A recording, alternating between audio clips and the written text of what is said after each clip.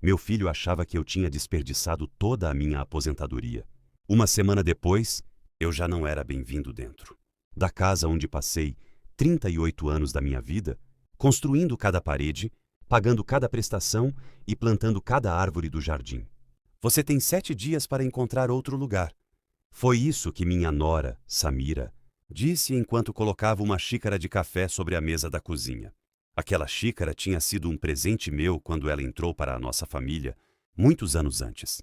Na época, ela me abraçou e disse que eu era o pai que ela nunca teve. Agora, mal conseguava olhar nos meus olhos. Ao lado da xícara, ela empurrou uma folha impressa na minha direção. Era um aviso. Não tinha assinatura de advogado. Não tinha carimbo. Só a decisão dela escrita em poucas linhas. Segundo o papel, minha presença estava tornando o ambiente pesado para todos. Eu tinha 69 anos. Meu nome é Afonso Valença. Sou viúvo há 11 anos. Minha esposa, Clarice, morreu depois de lutar durante 4 anos contra um câncer que levou quase tudo de nós, menos a nossa dignidade. Depois que ela partiu, continuei morando na mesma casa em Campinas, no interior de São Paulo. Meu filho, Davi, sua esposa Samira e minha neta Liz vieram morar comigo 2 anos depois. Eles diziam que seria melhor para todos. No começo realmente foi, mas as coisas mudaram no dia em que me aposentei. Ou pelo menos, foi isso que eles acreditaram. Davi tinha absoluta certeza de que eu havia perdido toda a minha aposentadoria fazendo investimentos ruins. Ele dizia que eu tinha sido enganado por pessoas que prometiam lucros impossíveis. Samira repetia a mesma história para qualquer parente que aparecesse em casa. Ela dizia que eu já não tinha condições de cuidar do meu próprio dinheiro. Os dois acreditavam que eu havia destruído o patrimônio de uma vida inteira. Os dois estavam completamente errados. Errados sobre a minha aposentadoria. Errados sobre aquela casa. E, principalmente, errados sobre o homem que eles pensavam conhecer. Eles ainda não imaginavam que aquela semana mudaria o destino de toda a nossa família. Porque existe uma diferença enorme entre perder dinheiro, escolher esconder a verdade até descobrir quem realmente merece conhecê-la. Na manhã seguinte, acordei antes de todo mundo, como fazia desde os tempos em que trabalhava na ferrovia. Preparei meu café, reguei as roseiras que Clarice havia plantado e fiquei alguns minutos olhando o quintal. Cada canto daquela casa guardava uma lembrança. A varanda onde Davi deu os primeiros passos. O pé de jabuticaba que plantamos no aniversário de 10 anos dele. A garagem que transformei sozinho durante um verão inteiro. Enquanto eu lembrava dessas coisas, ouvi Samira falando ao telefone. Ela não sabia que a janela da lavanderia estava aberta. Eu sei. Mais uma semana e a casa finalmente fica só para nós. Fiquei imóvel. Ela continuou. O Afonso não tem mais dinheiro. A aposentadoria dele evaporou faz tempo. Ele não tem como manter uma casa dessas. O Davi só precisa aceitar isso. Meu coração apertou. Não porque ela acreditava naquela mentira, mas porque ela tinha feito meu próprio filho acreditar nela também. Naquela tarde, Davi chegou mais cedo do trabalho. Entrou na cozinha sem sequer perguntar como eu estava. Pai, a Samira me contou sobre a conversa de ontem. Assenti em silêncio. Talvez seja mesmo a hora de o senhor procurar um apartamento menor. Vai ser mais fácil cuidar das contas. Olhei para ele durante alguns segundos. Você realmente acredita que eu destruí toda a minha aposentadoria? Ele respirou fundo. Pai, ninguém perde o padrão de vida desse jeito sem ter cometido algum erro. Eu apenas sorri. Não era um sorriso de ironia. Era o sorriso de alguém que finalmente entendia o tamanho da distância entre a verdade e aquilo que a própria família escolheu acreditar. Você nunca me perguntou o que realmente aconteceu. Ele baixou os olhos. O senhor também nunca explicou. Porque quem quer ouvir a verdade, primeiro faz a pergunta certa. Ele ficou em silêncio. Achei que diria mais alguma coisa, mas apenas virou as costas. Antes de subir as escadas, ouvi Samira perguntar baixinho. E então?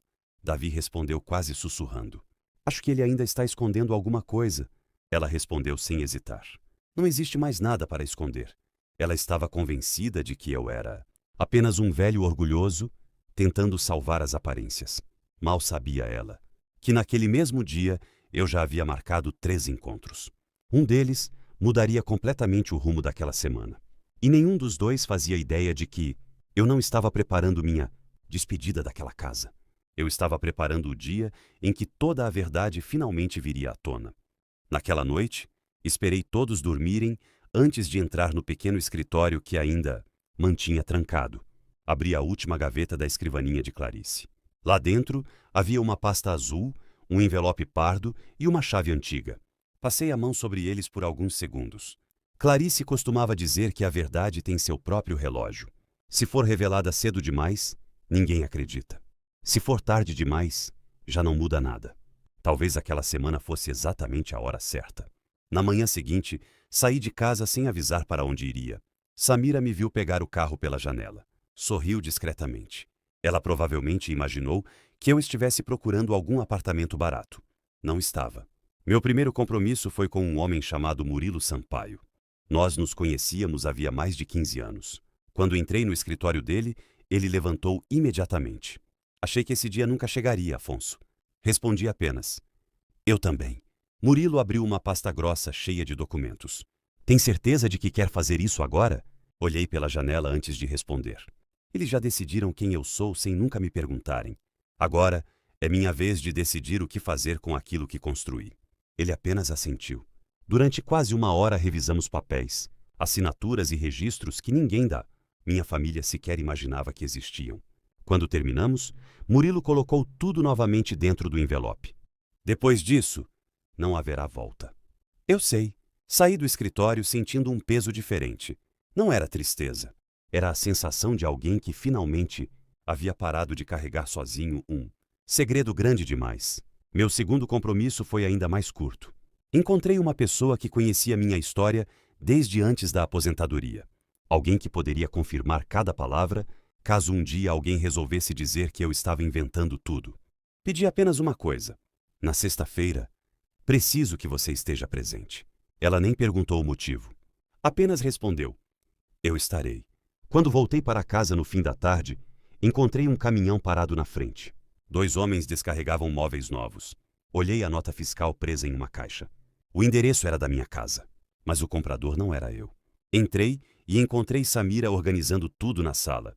O que é isso? Ela respondeu naturalmente, como se aquela decisão fosse óbvia. Estamos deixando a casa do nosso jeito. Olhei novamente para a nota. O pagamento ainda nem havia sido aprovado. Mesmo assim, ela já se comportava como dona de tudo. Naquele instante, compreendi uma verdade dolorosa. Eles não estavam esperando que eu fosse embora. Eles já viviam como se eu nunca tivesse existido. E pela primeira vez desde que tudo começou, percebi que a reunião de sexta-feira não serviria apenas para revelar um segredo. Ela mostraria quem cada um deles realmente era quando finalmente não houvesse mais mentiras para esconder. Na quinta-feira de manhã, acordei com o barulho de uma furadeira. Por alguns segundos, achei que estivesse sonhando. Quando subi até a sala, encontrei 2 instaladores retirando o antigo painel de madeira que eu mesmo havia construído 20 anos antes. Quem autorizou isso? Perguntei. Samira nem levantou os olhos do celular. Nós. Olhei para os homens. Podem parar.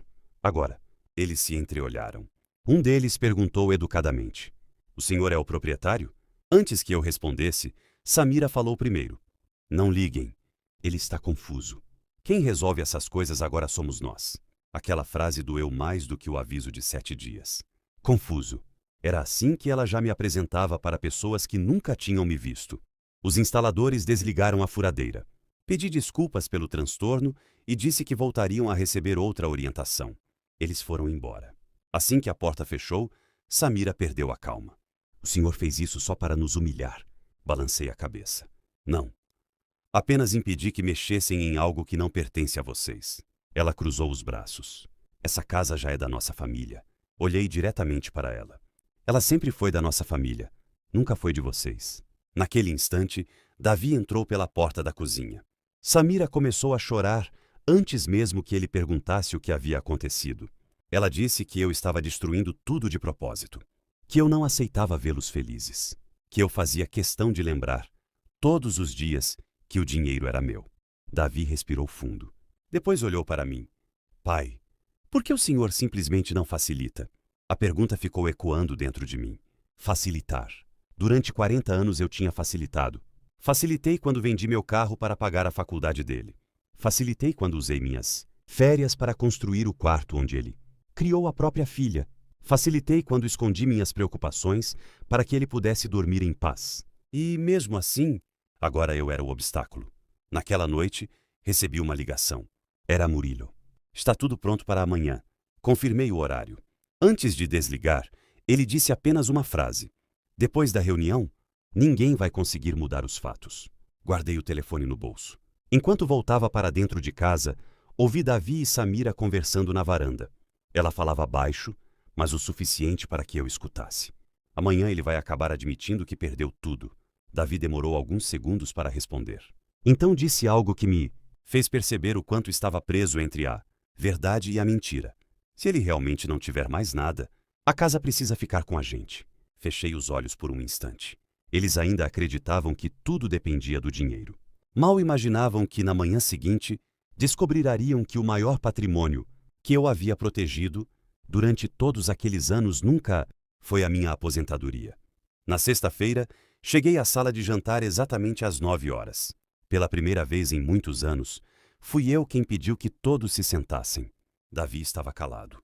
Samira segurava uma pasta cheia de papéis que, segundo ela, provariam que eu já não tinha condições de administrar minha própria vida. Minha neta Liz permaneceu em silêncio ao lado da janela. Ela parecia assustada. Poucos minutos depois, a campainha tocou. Murilo entrou primeiro. Logo atrás dele, veio uma mulher de cabelos grisalhos chamada Célia. Samira franziu a testa. Quem são eles? Murilo respondeu antes que eu abrisse a boca. Fomos convidados pelo Sr. Afonso para acompanhar esta conversa. Samira sorriu com ironia. Ótimo. Assim todo mundo vai descobrir que ele perdeu tudo.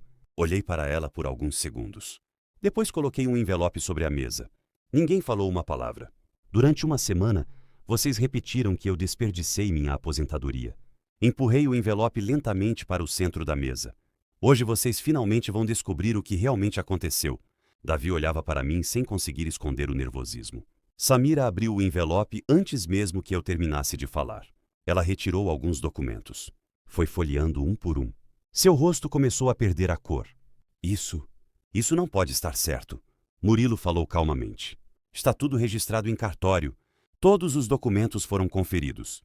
Davi pegou a primeira folha. Suas mãos tremiam. Durante alguns segundos, ele apenas ficou olhando. Depois levantou os olhos para mim. Pai, o senhor nunca perdeu sua aposentadoria? Balancei a cabeça. Não, nunca perdi um único centavo. O silêncio tomou conta da sala. Continuei falando. Quando me aposentei, percebi que deixar todo o dinheiro parado seria o verdadeiro erro. Então investi tudo com planejamento, paciência e segurança. Durante anos, vi esse patrimônio crescer sem contar para ninguém. Não porque eu não confiava em vocês, mas porque queria descobrir se vocês me amavam ou apenas amavam a segurança que imaginavam receber de mim. Samira deixou os documentos caírem sobre a mesa. Ainda tentando encontrar uma explicação, perguntou: Então, o senhor nos deixou acreditar que estava falido? Olhei diretamente para ela. Não, foram vocês que decidiram acreditar nisso. Eu nunca disse que tinha perdido minha aposentadoria. Vocês apenas preencheram o silêncio com aquilo que mais lhes interessava. Davi levou as mãos ao rosto. Parecia finalmente entender que, durante anos, jamais havia procurado conhecer a verdade. Mas aquilo ainda estava longe de ser a maior revelação. Murilo abriu sua própria pasta. Colocou outro documento sobre a mesa. Olhou para mim e perguntou apenas uma vez. Senhor Afonso, o senhor confirma que deseja tornar esta decisão definitiva? Respirei fundo. Olhei para a fotografia de Clarice sobre o aparador. E respondi sem desviar os olhos. Confirmo. Murilo colocou o documento diante de Davi. Há 3 meses, seu pai alterou todo o planejamento da própria herança. Samira arrancou as folhas de sua mão. Seu rosto empalideceu. Não havia uma única linha transferindo a casa para ela. Nem para Davi. Nem para qualquer outro parente. O patrimônio que eu havia construído durante toda a vida passaria a sustentar uma fundação criada em nome de Clarice. A fundação financiaria moradia, alimentação e assistência jurídica para idosos, brasileiros expulsos ou abandonados pelas próprias famílias. Samira bateu a mão na mesa. O senhor está fazendo isso só para nos castigar. Olhei para ela pela última vez. Não, estou fazendo isso para impedir que outras pessoas passem pelo que eu passei nesta semana. Ela tentou convencer Davi a contestar tudo. Pela primeira vez, Ele não olhou para ela. Olhou para mim. Seus olhos estavam cheios de vergonha. Pai, eu nunca perguntei a verdade. Eu apenas aceitei a versão que era mais conveniente para mim. Fiquei em silêncio. Algumas desculpas precisam encontrar o próprio caminho. Não podem ser apressadas. 30 dias depois, eles deixaram a casa. Sem polícia, sem gritos, sem ameaças. Apenas levaram aquilo que realmente lhes pertencia. Nos primeiros meses, Davi apareceu diversas vezes. Nunca pediu dinheiro. Nunca perguntou sobre investimentos. Nunca mencionou herança. Às vezes chegava apenas para cortar a grama. Outras vezes consertava uma torneira, pintava um muro ou trazia pão fresco para tomarmos café juntos. Sempre ia embora antes do anoitecer, sem pedir nada em troca. Samira nunca voltou. Pouco tempo depois, decidiu seguir outro caminho. Percebeu que não existia fortuna esperando por ela. Existia apenas um homem que se recusou a vender a própria dignidade. 1 ano mais tarde, a Fundação Clarice Valença já havia acolhido dezenas de idosos que perderam suas casas para os próprios filhos. Toda vez que eu visitava aquele lugar, lembrava que a pior pobreza nunca foi a falta de dinheiro. Foi a falta de respeito. Numa tarde de domingo, Davi apareceu com minha neta Liz. Ela correu até mim carregando uma pequena muda de ipê amarelo. Vovô, o papai disse que a vovó Clarice adorava essa árvore. Sorri. Nós 3 plantamos aquela muda bem no centro do jardim. Enquanto cobria as raízes com terra, Davi colocou a mão sobre meu ombro. Sua voz quase não saiu. Pai, durante anos achei que o maior presente que o Senhor poderia me deixar fosse sua aposentadoria. Hoje eu entendo que o maior presente foi o Senhor não desistir de mim, mesmo quando eu já tinha desistido do Senhor. Pela primeira vez desde que Clarice partiu, senti que aquela casa voltava a ser um lar. Naquele instante, compreendi que dinheiro compra conforto. Casas oferecem abrigo, mas somente o perdão conquistado com atitudes é capaz de reconstruir uma família. E foi exatamente nesse dia que percebi uma verdade que aposentadoria nenhuma seria capaz de pagar. O patrimônio mais valioso que um pai deixa para um filho nunca está no banco. Está no caráter que ele finalmente aprende a construir.